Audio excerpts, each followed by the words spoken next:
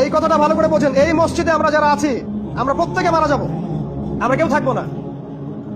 এখনকার পৃথিবীতে যারা আছে, যত জালেম সবাই মারা যাবে। এখনকার বিশ্বের সব মাজলুম মারা যাবে। এখনকার বিশ্বের সব কুফার, সব তাগুত, সব মুশরিক মুনাফিক মারা যাবে একদিন। বেশি দিন বাকি নাই এই পৃথিবীর, সবাই মারা যাবে। আল্লাহ পাক বলেছেন, ফামান যুহসিহা আনিন নার ওয়া উদখিলাল জান্নাতা ফাকাদ ফাজ। যে ব্যক্তিকে জাহান্নামের আগুন থেকে বাঁচানো হবে এবং জান্নাতে প্রবেশ করানো হবে, একমাত্র সে ব্যক্তি সফল, আর কেউ সফল না। ওয়া মাল হায়াতুদ দুনিয়া ইল্লা মাতাউল গুরুর।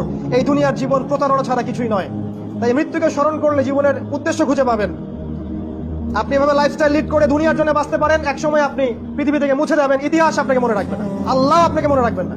আল্লাহ পাক বলেছেন সূরা তাহার মধ্যে যে আমার জিকির তোমার কাছে এসেছিল, কিন্তু তুমি সেটা ভুলে গিয়েছিলে, এই কারণে আজকেও আমি তোমাকে ভুলে গেলাম। ওয়ামান আ'রাদা আন যিকরি ফাইন্না লাহু মাঈশাতান দানকা ওয়া নাহশুরুহু ইয়াওমাল কিয়ামাতি আ'মা। যে ব্যক্তি আল্লাহর জিকির মানে আল্লাহর এই শরিয়া থেকে সরে যাবে, আল্লাহ পাক তাকে অন্ধ করে তুলবেন কিয়ামতের মাঠে। সে বলবে, রব্বি লিমা হাশারতানি আ'মা ওয়া ক্বাদ কুনতু বাসীরা।